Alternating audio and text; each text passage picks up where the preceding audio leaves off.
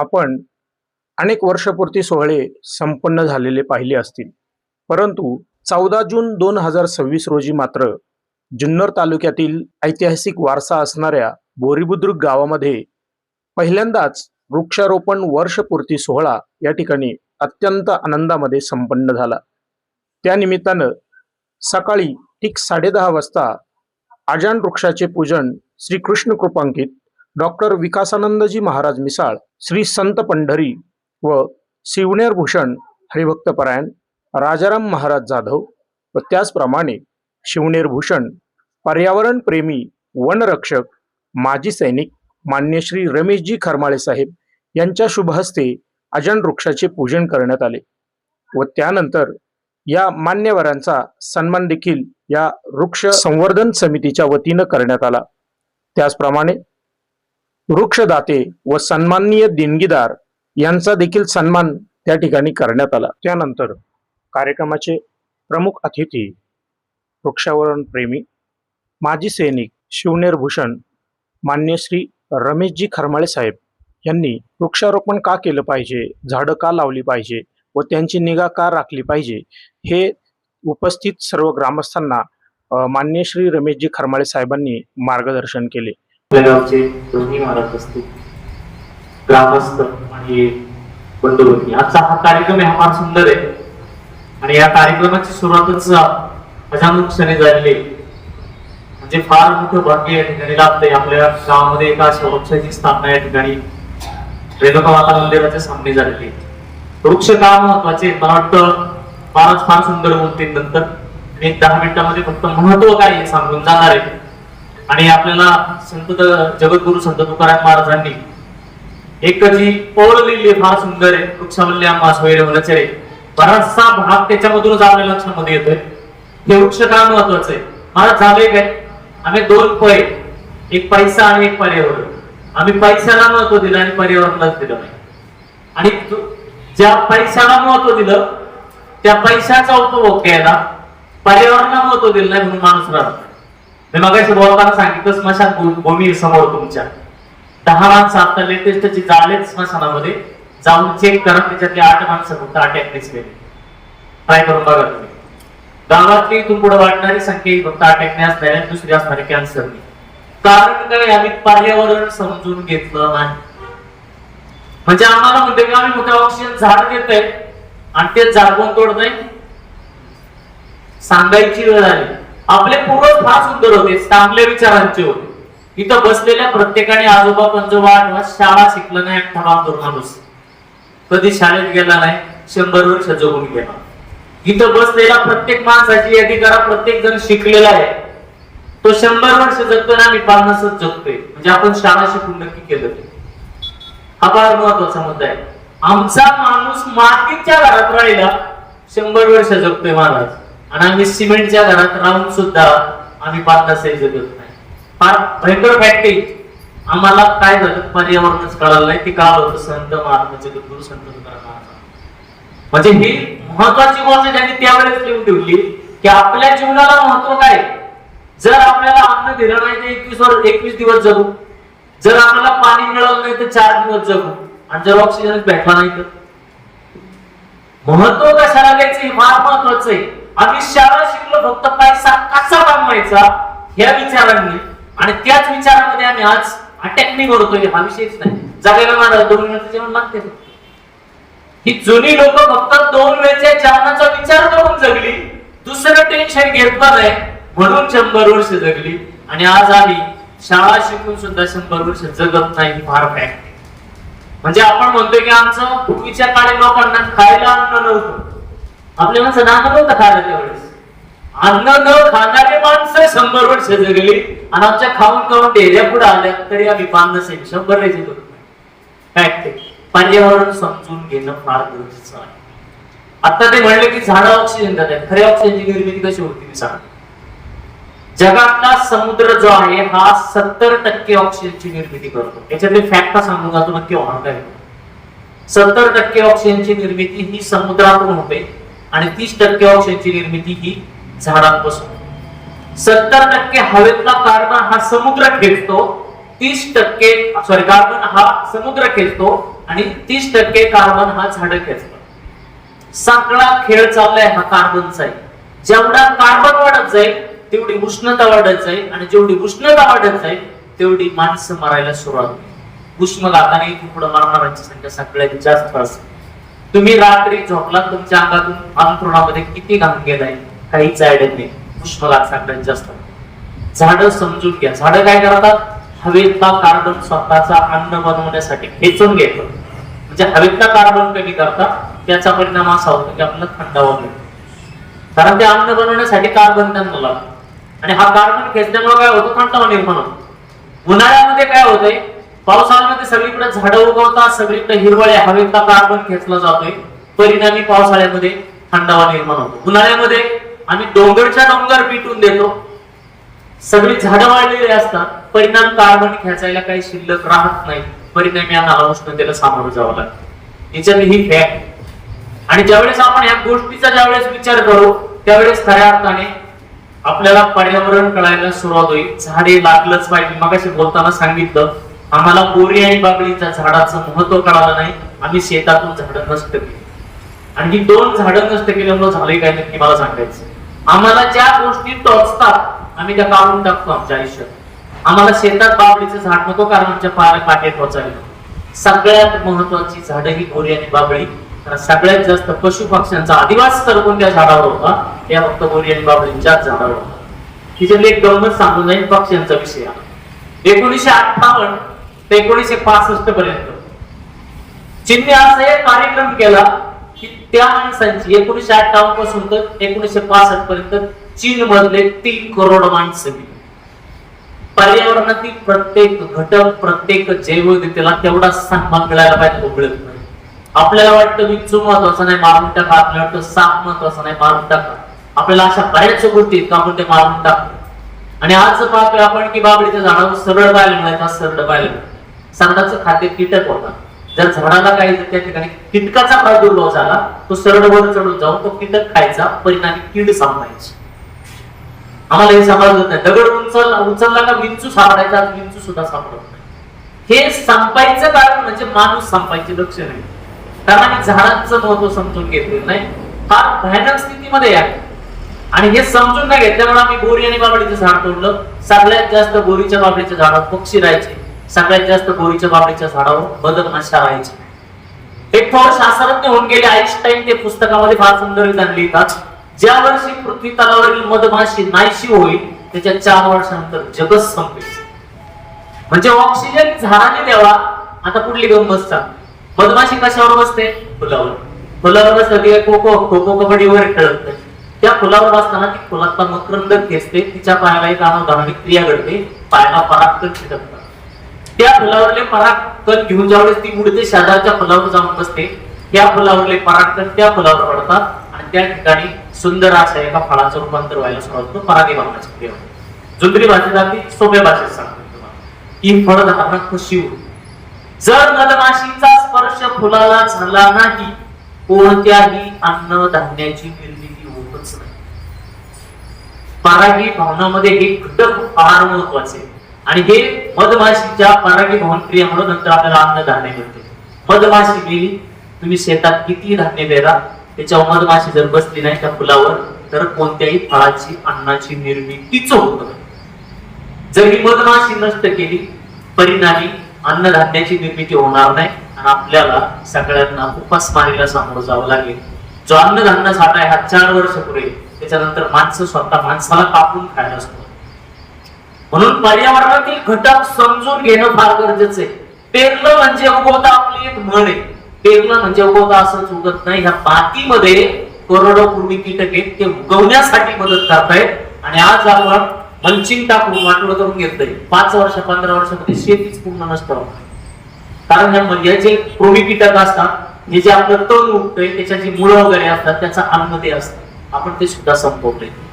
आज शेती करणं सुद्धा फार अवघड होऊन बसतंय. आम्हाला पर्यावरण समजलं नाही, त्याचा हा दुष्परिणाम आहे. आणि त्या दुष्परिणामामुळे भविष्यामध्ये येणारं संकट जे आपल्यावर आज आहे ते त्याच्यामुळे उद्भवते. मगाशी मी एक संदर्भ सांगत होतो चीनचा. चायना देशाने काय केलं, 4 घटकावर एक अभ्यास केला जे माणसासाठी फार हानिकारक असा त्यांचा निष्कर्ष होता. मच्छर, माशी, उंदीर आणि पक्षी. त्यांनी सगळ्यात पहिल्यांदा विचार केला की जर आपली लोकसंख्या झपाट्याने वाढते तर आपल्याला महत्वाचं काय, पक्षी संपवणं फार गरजेचं आहे. त्यांनी एका पक्षावर संशोधन केलं आणि ह्या पक्षाला वर्षाला किती किलो धान्य लागतंय याचा अभ्यास केला. ते आविष्कारावर येऊन पोहोचले की एका पक्षाला वर्षाला 3 किलो धान्य लागतं आणि सगळ्यात जास्त संख्या ही पक्ष्यांची. जर आपल्याला भविष्यामध्ये अन्नाचा दुष्काळ जर संपवायचा असेल तर आपल्याला पक्षी संपवणं फार महत्वाचं. त्यांनी पक्षी मारायसाठी ऑर्डर दिली. तिच्यात सगळ्यात पहिल्यांदा ज्याची संख्या होती ती निवडली चिमणी आणि त्यांनी चिमणी मारायचा आदेश दिला. जो सगळ्यात जास्त चिमण्या मारेल तो सगळ्यात मोठा देशप्रेमी. एका माणसाने 40-40 हजार चिमण्या मारल्या.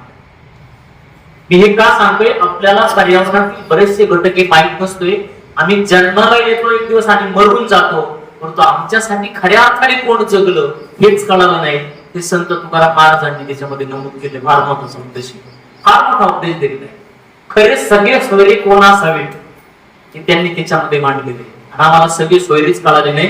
त्यांच्यावर आम्ही आज अन्याय करतोय. त्यांचे अख्खे डोंगर जाऊन टाकते शेतात तर त्यांना राहूनच देत नाही. तिथून बेचाऱ्याशी कुठेतरी डोंगरात जातात, राहतात जंगलात, जंगल सुद्धा आम्ही जाळून टाकतो. किती भयानक स्थितीला सामोरं जातोय आपण. आणि या चिमण्या अभ्यास केला 3 किलो एका पक्षाला धान्याला. सगळ्यात जास्त पक्षी चिमणी. आपण सगळ्यात पहिल्यांदा चिमण्याच मारतो, नंतर मच्छर ते बघूया. यांनी अक्षरशः रात्रंदिवस या चिमण्या उडते ठेवले, पक्षी उडते ठेवले आणि अक्षरशः या चिमण्या संपून टाकल्या. आणि या चिमण्या संपल्यानंतर त्यांनी ज्यावेळेस शेती केली, पेरली वगैरे सगळं मस्त उगून आलं आणि त्या शेतावर टोळ झाडीचं आक्रमण झालं. आपल्याकडे पण टोळ झाडीचं आक्रमण व्हायचं पूर्वी, कदाचित तुम्हाला माहित असेल. टोळ झाड जर आली तर क्षणात एकरचं जमीन नाहीशी करून जायची. टोळ झाड नागतोड्यासारखे किडे असायचे, त्याच्यावर ते बसायचे, फस्त करून डायरेक्ट कितीतरी करोडो एकर शेती नष्ट केली. चीन मध्ये सगळी शेतीच नष्ट झाली आणि चीन मध्ये शेती नष्ट झाल्यावर चीनवर उपासमारीची वेळ आली. महाराज उपासमारीने 3 करोड माणसं गेली, कारण आम्ही डोळे उघडले नव्हतं पर्यावरण काय पाहण्यासाठी. चिमण्या मारल्यामुळं 3 करोड माणसं गेली आणि अनुदानाने त्यांना एक चिमणी भेटली. त्या चिमणीचं पोट फाडलं, त्याच्यात अन्नधान्याचा जी पिशवी असते बाहेर काढली. त्या पिशवीवर संशोधन केलं. त्या पिशवीवर संशोधन केल्यानंतर असं त्यांच्या निदर्शनास आलं की 75% भाग हा पिशवीमध्ये फक्त किड्यांनीच व्यापला आणि 25% फक्त धान्य. आपण ही चिमण्या मारल्यामुळं त्या टोळ झाडीला थांबवण्यासाठी पक्षीच राहिला नाही. त्याचा परिणाम आपले 3 करोड माणसं गेली आणि पुढे त्यांनी साऊथ आफ्रिकेकडून परत 3 लाख चिमण्या ऍड केल्या.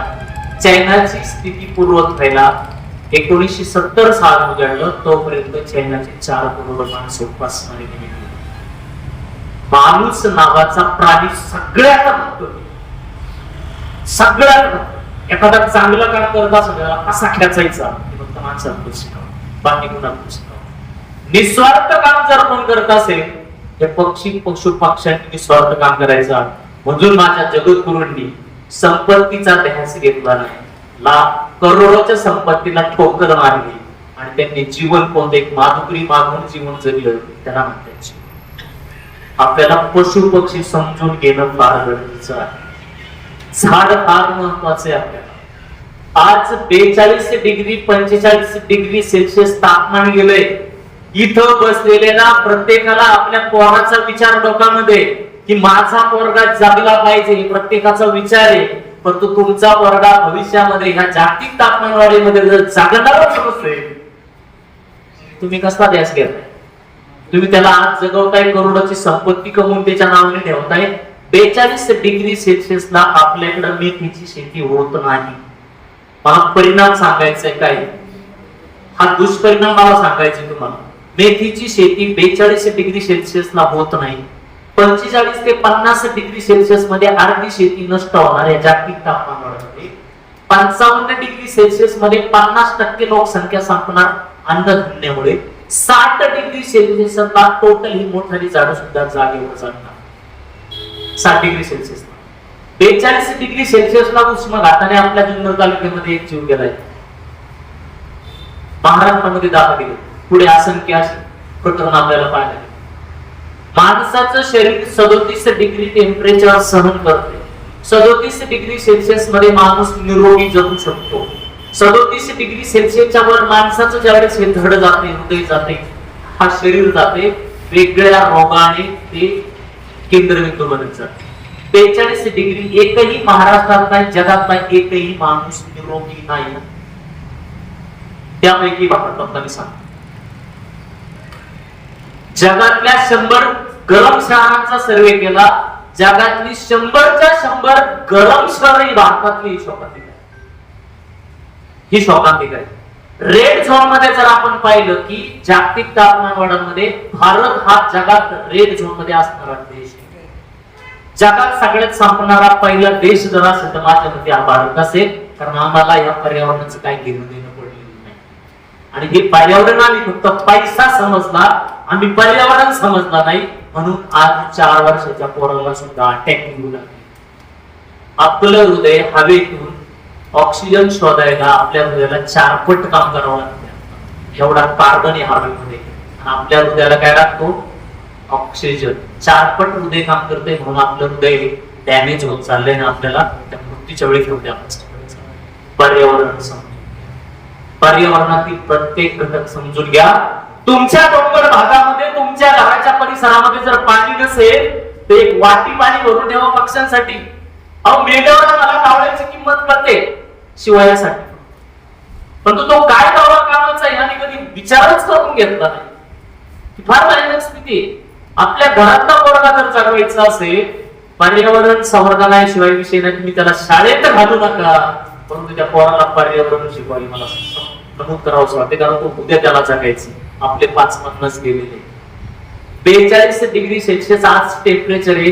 प्रत्येक वर्षाला 1 डिग्री टेम्परेचर वाढत आहे. 60 डिग्री सेल्सिअसला टोटल विध्वंस आहे. म्हणजे किती डिग्री टेम्परेचर वाढायचं बाकी आहे? 18 डिग्री. जर प्रत्येक वर्षी जर 1 डिग्री टेम्परेचर वाढते तर सरळ सरळ हिसाबे आम्ही फक्त 18 वर्ष जगणार. पर्यावरण समजून, म्हणजे आपले जे विचार आहेत, जेवढं प्लास्टिक आत म्हणतोय प्लास्टिक वापरू नका, प्लास्टिक तुम्ही प्लास्टिक स्वतःच वापरायचं सोडून द्या. कशाला ते कारखाने चालू बंद पडतील. पण आमच्या गावामध्ये सर्रास प्लास्टिक पडलेलं दिसते. दुसऱ्याने येऊन स्वच्छता अभियान करावी लागते. एनएसएसच्या पवारांनी याच्यापेक्षा फार मोठा दुर्दैव असो काय शकते. प्लास्टिक वापरू नाही शिकलेला माणूस शिकलेल्या माणसाला सांग काय मोठी शोकांतिक आहे. म्हणून हे फार इम्पॉर्टंट आहे की आज ही गरज आहे. वृक्षारोपण तुम्ही जे लावले, समितीने वृक्ष 100 लावले, मी म्हणतो फार मोठं काम केलेलं आहे. प्रत्येक ठिकाणी काम करणं हे गरजेचं आहे, कारण झाडाशिवाय जगन नाही. इथून पुढे लक्षामध्ये घ्या, झाड कोणतंही लावा, ज्याच्याकडे जमीन नाही, फक्त ज्याच्याकडे बंगला आहे त्या बंगल्याच्या टेरिसवर गार्डन तयार करा. तुम्ही त्या ठिकाणी असणारी भाग, तुमचा भाग असेल कोरचा असेल, पुढं हिरवा करून ठेवा. कमीत कमी हवेत कार्बन खेचलं जाईल. आज हे सांगणं गरजेचं आहे, प्रकाशाने सांगावंसं वाटते. म्हणून पर्यावरण आपण समजून घेतलं नाही, आणि पर्यावरण शिकून सुद्धा समजून घेतलं जर नाही, घरातला मुलगा ज्याच्यासाठी आपण राष्ट्र दिवस दुसऱ्याच्या शेतामध्ये बांधावर जाऊन काम करतोय, तो पोरगा जर भविष्यामध्ये जिवंत राहणार नसेल तर काय होतं. म्हणून मुलांना पर्यावरण शिकवा, कारण पर्यावरणाशिवाय पर्याय नाही. आम्हाला फक्त कोरोनामध्ये ऑक्सिजनची किंमत कळाली. ती एक म्हण आहे महाराज, तेल आलं तूप गेला ते दुपटणं आलं. आम्हाला तेवढ्या पुरतं ऑक्सिजनचं महत्व कळालं, परंतु आम्ही पुन्हा जैसे येऊ. फार महत्वाचा उद्देश आहे. आणि म्हणून मला वाटतं की पर्यावरण संवर्धन समिती गोरी आपल्या सगळ्यांचं मी एक या ठिकाणी स्वागत करेल की ही 100च नाही, तुमच्या अजून लाखो झाडं लागली फार गरजेचं आहे. तुम्ही जी संकल्पना केली आहे ऑक्सिजन पार्क किंवा या ठिकाणी औषधी वनस्पतीची, मी तुम्हाला औषधी वनस्पतीचे एक महत्व सांगेन. मी माझे 12 वर्ष फॉरेस्ट डिपार्टमेंट मध्ये होते, 17 वर्ष मी आर्मी मध्ये सेवा केली, आणि पर्यावरणासाठी वाहून गेले 5000 दिवस आम्ही आमचं कुटुंब त्या वडदच्या आणि दामनखेडच्या डोंगरावर झगडतोय. आमचा उद्देश मुलांना जगवणे, मारणं नाही. आणि मुलं जर जगवायची असेल तर पर्यावरण संवर्धन करणं गरजेचे. 5000 दिवस आणि चढ होते डोंगराच्या दामनखेडच्या डोंगराच्या माथ्यावर. फॉरेस्ट डिपार्टमेंटला सर्व्हिस जाईल, सर्व्हिसची वेळ वापरायची, शासकीय वेळ वापरायची. सकाळी उठायचं, 5ला डोंगरावर जायचं, चढ खोदायचे, 8 वाजेपर्यंत काम करायचं, परत यायचं, दिवसभर मुकली करायची, परत संध्याकाळी उठायचं, परत जायचं, चढ खोदायचं. आता त्या झाडांना ऑक्सिजन पार्क लागले. आमचं सेम कंटिन्यू काम चालू, एवढंच ऑक्सिजनला पार्क केले. आम्ही सहकुटुंब रोज सकाळी झाडांना पाणी घालतो. 300 तुळशी लावल्या, 300 झाड लावल्या, 600 झाडांना पाणी घालायचं म्हणजे आम्हाला दिवसभर कामच करते. मग ते कसं करायचं तर सकाळी जायचं, पाणी घालायचं, संध्याकाळी परत पाणी अगदी 10-11 वाजेपर्यंत पाणी घालायचं. तळी खोदलेत आम्ही तिथं स्वतः मिसेस आली 11-11 वाजेपर्यंत बॅटरी लावून तळी खोदले, स्वतःच्या पगारात त्याच्यात कागद टाकायचा, कुणाचं तरी पाईपलाईन गेली तिथं, ते लिकीचं होतं, त्या लिकीचं पाणी तिच्यावर साचवायचं, ते पाणी जेवढं साचून ते उचलून परत त्या झाडांना घालायचं. हे झपाटल्याशिवाय होऊ शकत नाही. एका खरमाळ्याचं काम नाही किंवा एका संवर्धन समितीचं काम नाही, हे गावातल्या प्रत्येक व्यक्तीने करणं फार गरजेचं आहे. कारण प्रत्येकाला जगायचे, प्रत्येकाला श्वास घ्यायचा आहे, प्रत्येकाचं कर्तव्य आहे. तसं होऊ शकणार नाही. आपल्यामध्ये एक ग्रामस्थ बसलेले आहेत, आपल्याच गावचे, मला फार अभिमान वाटतो सरांचा, आणि आमचे फार मित्र आहेत पहिल्यापासून, 15 वर्षापासून आम्ही स्वयं मित्र आहेत. देहू मध्ये जाऊन त्यांनी, मोरेबावन आम्ही होतो त्यावेळेस कार्यक्रमामध्ये, त्या ठिकाणी त्यांनी स्वतःहून वडाची कितीतरी झाडं लावल्या. आपल्याला माहित नसते, असे अनेक लोक असतात ती समाजापुढे येऊ शकत नाहीत किंवा त्यांना यायचं नसतं. सर हात वर करायला मी तुमच्यासाठी निश्चित हॅट्स ऑफ आहे, मी प्रत्यक्षात जाऊन भेट देतो. हे गरजेचं आहे, कारण ती माणसं श्वास स्वतः नाही घेणार, ती जगाला श्वास देणारी माणसं. महाराज तिथं बसले, तुम्हाला प्रबोधन करून जाणार आहे, महाराजांसाठी नाही, तुम्ही चांगलं जगावं, तुम्ही निरोगी राहावं, म्हणून त्यांचा तो उद्देश. समाज प्रबोधन फार महत्वाचा मुद्दा आहे. मी झपाटल्यासारखं आता काम करत होतो. जुन्नर तालुक्यातील 579 शाळेवर कंटिन्यू मार्गदर्शन करणारा माणूस आहे, 90 दिवस. की जुन्नर तालुक्यातला एकही माणूस, एकही मुलगा बिबट्याकडून मारला नाही. आज बिबट्या समस्या आपल्याला दिसते ऍक्च्युअली, पण बिबट्या मेला तर अनेक समस्या आहेत. मी सह्याद्री टायगर रिझर्व्ह मध्ये मला 5 दिवस बोलवलं होतं, त्या ठिकाणी टायगर सोडायचा होता. सह्याद्री टायगर रिझर्व्ह कोल्हापूर 5 दिवस मला मार्गदर्शन होते, माणसाची मानसिकता चेंज करायची म्हणून. टायगरने काय होते की तिथं त्या ठिकाणचे गवे वगैरे आहेत ते फार शेती उद्ध्वस्त करतात. आणि मी त्या आंबा घाटापासून तर वासोटा किल्ल्यापर्यंत मार्गदर्शन करत आलो, गावातल्या लोकांची मानसिकता चेंज करत आलो 2022 मध्ये. मला विचार तुम्ही इकडे या लोकांची मानसिकता चेंज करायची, वन विभागाने यांचा फार मोठा आहे रोष आहे एकमेकाविषयी. ते आम्ही म्हणतोय की टायगर सोडायचं, ते म्हणतात टायगर सोडायचं. मी त्यांना समजून सांगितलं की हा सह्याद्रीचा जो पट्टा आहे, एवढी हाय डेन्सिटी फॉरेस्ट की त्याच्या खाली गवतच उगत नाही, आणि या गव्यांना खायला काय ते मारून खात नाही कोणाला, त्यांना गवतच खायला लागते, त्यामुळे तुमची शेती नष्ट होते. त्यांना हिरवत दिसते की तुमची शेती, आणि हे गव्यांना जर कंट्रोल करायचं असेल, तुम्हाला वाघ सोडल्याशिवाय पर्याय नाही. हा प्राणी कोण, बिबट्या त्याला कंट्रोल करू शकत नाही, त्याचा पिल्लू मारू शकत नाही, मारायला फक्त वाघच लागेल. आणि अक्षरशः मारत झाले की वाघ सोडा, आता 3 वाघिणी सोडते. समतोल समजून घ्या, पर्यावरण समजून घ्या. टायगर संपलं तर आपल्याकडे फार मोठा संकट आहे. बिबट्या संपला, आणि बिबट्याला घरी आणताय कोण, डोंगरात चालणारी कोण आहे आपण, डोंगरात गवत चालणार कोण आहे आपण, डोंगरात झाडं तोडणार कोण आहे आपण. आता डोंगरात आग लावलं तर बिबट्या जाईल पुढे, पुढे जाईल आपल्याकडे, त्याला खायला दुकानाला खाईल. डोंगरातला बिबट्या आपणच घरी आणायचा, आणि पण त्याच्या नावाने आपण मुंक मारीत बसायचं. त्याचा जो भाग आहे, त्याचा जो परिसर आहे, त्याला सुशोभित राहू द्या, हस्तक्षेप करू नका. मी नेहमी सांगतो, इथं झाड लावायची गरज नाही, कंपाऊंड करून सोडून द्या, माणसाचा हस्तक्षेप सोडा. इथं 2 वर्षामध्ये ऑटोमॅटिक जंगल उभे, पशु पक्षी बिया खातात, ते इथे विष्टेनी टाकत जातात, आणि त्याच बिया रुजतात आणि जंगलामध्येच राहतात. पशु पक्ष्यांनी झाडं लावावी, आणि त्या नीच माणसाने फक्त श्वास घेत राहावं आणि त्यांना तोडीत राहावं. हे कर्म वाटतं फार भयंकर आहे. आपण पर्यावरण संवर्धनासाठी एकत्र यायला पाहिजे प्रत्येकाने, स्वतःच्या नावाने नाही, प्रत्येक घरातल्या एका व्यक्तीने जरी झाड लावलं तर वर्षाला मला वाटतं 150 करोड झाडं लावली जातील. आणि मला वाटतं आपली भारत माता अगदी हिरवाईच्या शालू नांगरलेली पाहायला मिळेल. प्रत्येकाला चांगल्या निरोगी श्वास घेता येईल असं काम एवढ्या मोठ्या प्रमाणाने व्हायला होईल. परंतु महाराज जसे आज प्रबोधनाची गरज आहे, फक्त प्रबोधन ऐकून जाऊ नका. महाराजांचे विचार ऐकला, आमचे शब्द जो ऐकले, त्या रस्त्यावर गेले की जसे ते कंडिशन असं होऊन देऊ नका. प्रत्येकाने एक झाड जरूर लावा. संवर्धन समितीने आपल्या जो काही उपक्रम हाती घेतलेले आहेत त्यांना बळ द्या, बळ द्या. तुम्हाला 1 रुपया त्यांना देऊ नका. कमीत कमी ज्यांना शाबासकीची थाप त्यांच्या पाठीवर द्या, एवढंच हवं असते. जसं घरातलं आपलं पाहतोय, 17 वर्ष महाराज मी देश सेवा केली, 12 वर्षे मी फॉरेस्ट मध्ये माझ्या आई बापाने अजून 1 रुपया महाराज माझ्याकडे. एवढी निस्वार्थ जगणारे आपले आई वडील असतात. असंच निस्वार्थ प्रेमाला त्या समितीच्या माध्यमातून करा. आणि तुमचा हा बोरीगावचा इतिहास, बोरीगावची झाडं किती वाढतील, झाडे की गावे समजलंच नाही पाहिजे, एवढं झाडं लावा असं या माध्यमातून सांगावं असं वाटतंय. काय होईल झाडांनी मला सांगावंसं वाटतंय.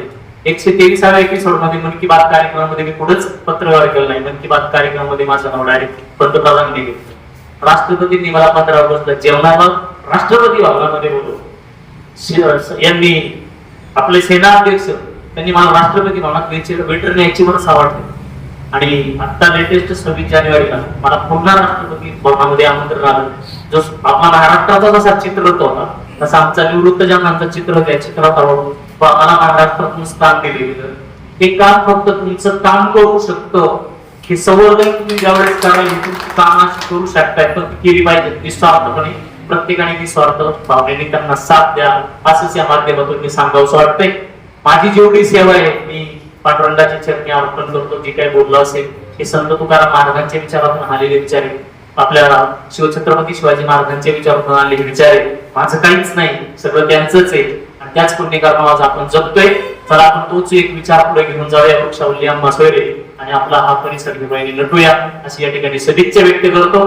पुन्हा मी या ठिकाणी जे हबप माननीय महाराज आहेत त्यांच्या चरणी मी एकदा साष्टांग दंडवत घालतो आणि थांबतो. तुम्हाला धन्यवाद देतो. आपण बराच वेळा ऐकलं.